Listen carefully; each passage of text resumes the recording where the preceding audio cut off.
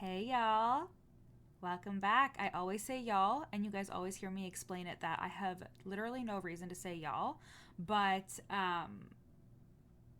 did you know that with ADHD, sometimes you end up like mimicking the people in your environment?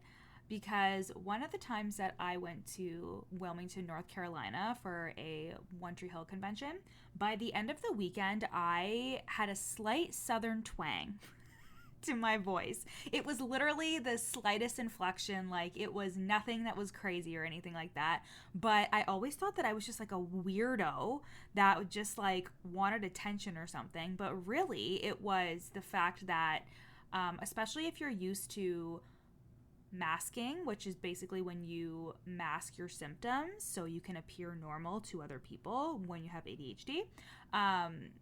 I would mimic or mirror other people to appear neurotypical or to think like, oh, how they're acting is normal. I should act like that, right? And that also looks like sometimes mimicking accents. Isn't that so interesting? But that's how we're starting Jill's journal. Entry number, I think it's 12. I think so. And I'm happy to be back with you guys. I took a little bit of a break just because life has been so busy. You've heard me talk about it several times. All my friends getting married and the busyness of the summer and everything like that. So sometimes there's just not time for me to record an episode. And sometimes I just don't have anything to say. You know what's so funny is I had somebody several times actually. I've been asked like, Jill, you always show up, you always have content. And the truth is like sometimes I don't. So I repurpose a lot, or I'll just scroll through my little app on my phone, my notes app, and I'll be like, oh yeah, this is a good idea. And I'll just share it. Like, it's really not that complicated. Um, but sometimes in order for me to talk for a while, I do need to have like more than just a notes app worth of ideas. You know what I mean? And I'm actually recording this right before I jump onto a one-to-one session with a client because a question that I get in different flavors all of the time is around like the fear of showing up or just like showing up in general. Like, you're procrastinating, you're not doing it. And oh, I also want to say, because I obviously all of my actual podcast episodes are recorded, like they are pre-recorded. That's what I was saying. They were pre-recorded. Sorry, a dog started barking and he distracted me. And I have a new offer that came to me in the dead of night. It woke me up, and then I asked for a sign, which this is so basic, but my sign is butterflies, and it is the summer. But like, literally the next day I had one zoom right in front of my face. And I'm not saying that I'm around them a lot, but like, I'm not actively outside looking for them, you know what I mean? And they appeared several times, and I was like, okay, I'm gonna do it. And this is my 2-session intensive, so it's called the Worthy Sessions.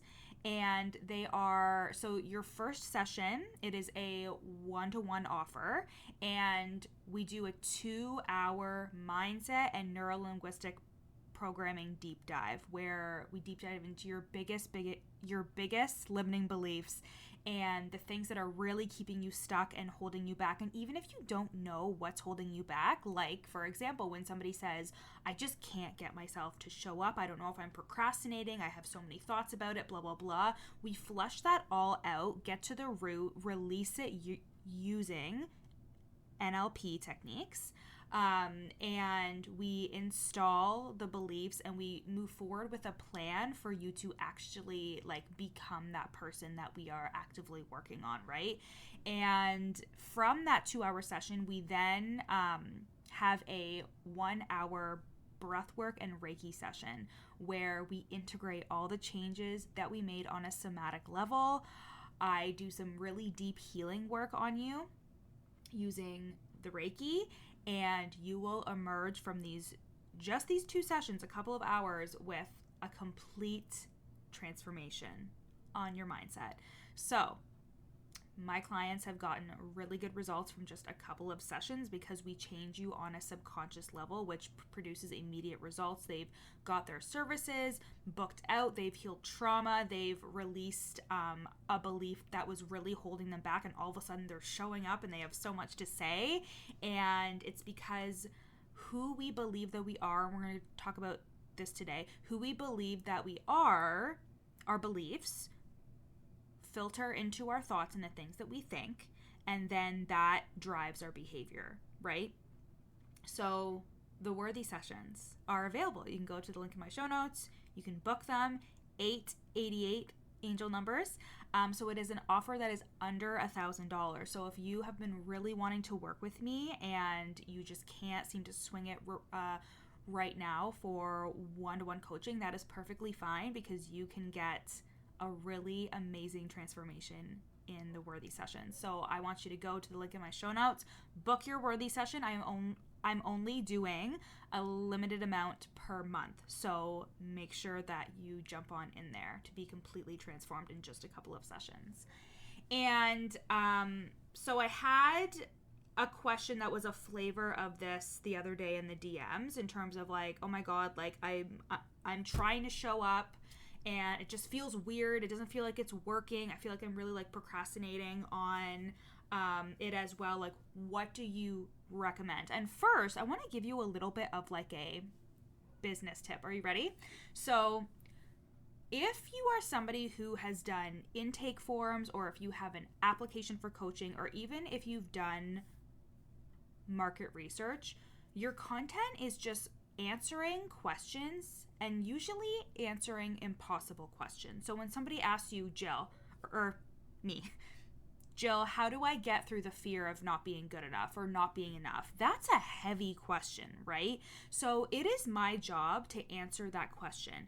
And I don't have to answer it once and that be the only time I ever answer it. I can answer it 1,000,000 times over, but I'm using their language, and I am actively seeking solutions and looking inwards to myself to be like, what would I say? How would I lead them down a path to self-discovery and healing and working on themselves that would help answer this question for them, right?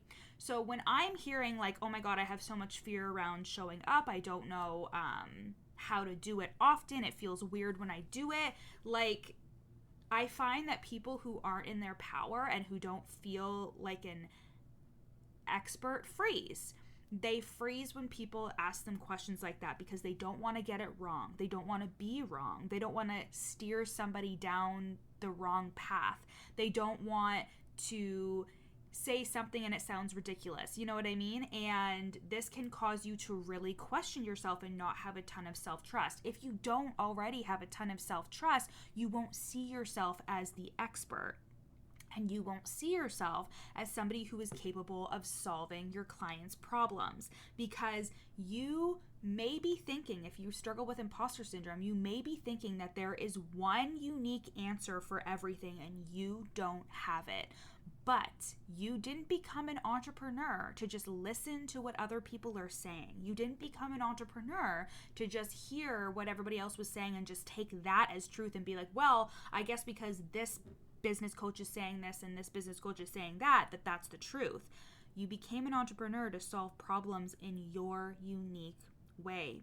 And that is why people pay you. They pay you for who you are. There are 1,000,000 coaches in the industry that do NLP, that do breath work, right? But nobody is me. Nobody is your coach Jill. Nobody is the imposter syndrome expert, your coach Jill. There are coaches who specialize in imposter syndrome, but they're not your coach Jill. They're not me. And you need to feel that way about yourself too. Whether you are a virtual assistant or a coach or a website designer, it doesn't matter what the fuck you do. Yes, your service solves a problem. Yes, you have to be able to do that. You have to feel confident that you can do that. But you also have to have a feeling of people want to work with me. People want to work with me. I am somebody who is lovable and worthy, and people see me and they like me. And not from I need them to like me. They like your people like you. I'm not saying that everybody has to like you. I'm saying that a part of the process in purchasing somebody's services is the know, like, and trust, right? And when I say like people have to like you, I just mean your people. Like I mean the people who are more on your level, who you enjoy working with, who you want to work with, those soulmate clients. Like those people are going to be your ride or dies, right? And people want to work with you because of who you are. And that's why the journey is always about loving yourself and accepting yourself and not trying to fix every part of you that you think isn't good enough. You already are good enough. And that's why I have this podcast, is for you to constantly remind yourself and come back to the fact that I am already good enough. And if I believe that I already was, where would I stop trying so hard? Where would I stop trying to be something that I don't feel like I am? But now we're going to talk about identity a little bit, because one of my responses on Instagram stories was in terms of, okay, you feel like there's a fear of showing up, you're not doing it, what's happening? And one of my answers here is that you are not seeing yourself in the identity of somebody who easily shows up and sells their services. And an example I have for you is me. Obviously, I love talking about myself. Who doesn't, right? But I am seen in my family as Little Jilly. Little Jilly. People used to say that I wasn't smart because I was this little blonde girl and I was a little airheady because of the ADHD, the undiagnosed ADHD, and I was super anxious because I was internalizing all of my symptoms as a kid. I had a stutter, and I was very embarrassed about that and learning that meant that I wasn't good enough and all of these things. But most of my family saw me as Little Jilly, and they kind of treat me like I'm this little girl that's incapable of doing a lot of things and needs to be protected and taken care of and blah, blah, blah. And it really caused me to go on the other side of the spectrum and be like, I'm fine, I'm independent, I can do everything on my own, and really turned me into like a very like cold version of myself, because I had to achieve and show everybody that no, like I can take care of myself. I am not Little Jilly, right? And even when I started a business, people were calling it a little business, you know what I mean? Which is not a unique experience. A lot of people in the online industry talk about people saying like, oh, how's your little business? You know, like even when I tell people that I'm a life coach, because I just say that because it's easier. But I'll say that and they'll be like, oh, and I feel this need to be like, I make a lot of money, but I don't, because like that would just be me trying to rationalize it to myself, because I'm thinking they think that's dumb, right? So it took a long time for me to get over that, in terms of me being like, I have to say I am a life coach and that is good enough. That has to be good enough. So it took me some time to learn how to just be good with saying that, right? And to not take any of their reactions personally, because I knew that if I was taking it a certain way, it's because of my own thoughts about it. And that's the thing about our triggers, right? Is like our triggers are always a mirror into what we are still upset by and bothered by. Doesn't matter what it is, right? Because if we're thinking, oh my God, this person is judging me because of this, it's because we have those thoughts too on some level. So my family sees me, right, as this Little Jilly, okay? They see me as this, right? And in order for me to show up and be seen as an expert when I started my business, there was a lot of disconnect there, because I still saw myself as Little Jilly, and I was putting myself out there and being online where a lot of my family was, a lot of my high school friends were. And what this caused was a lot of incongruency and cognitive dissonance within myself, because I was trying to show up as one thing, but I felt like another. And this is where all the inner work is, okay? It's in that in-between place of who you believe yourself to be and the version of you that is doing all the things that you want to be doing. I wanted to be showing up in my power. I wanted to feel like my work was valuable and worthy of compensation. I wanted to be seen as an expert. But my current identity when I was starting out with my business was, I don't know what I'm talking about. I can't trust myself. I'm young, or I'm too young. I don't know what I'm talking about, right? And that was not aligned with what I was trying to do. So the behavior was not automatic. We talked about on the podcast last week, actually, we talked about how there's those different stages of learning, right? The unconscious incompetence, the conscious incompetence, and then conscious competence, and then unconscious competence, right? So it was work for me to show up online. It was work for me to like start an Instagram story and start talking and act like I knew what I was saying. And this is why fake it till you make it fucking sucks, because you know that you're faking it. You're not coming from an identity shift. You're not coming from belief. You're coming from, I know I'm not good enough, so I'm just gonna pretend. And hopefully somebody doesn't fucking find me out, right? And fake it till you make it sometimes works for people. But if you have a deep feeling of unworthiness, then you need to change on an identity and subconscious level. So for me, I really need to I needed to identify, okay, what is my highest self doing, right? What is she doing? She's showing up confidently online. She's sharing her gifts.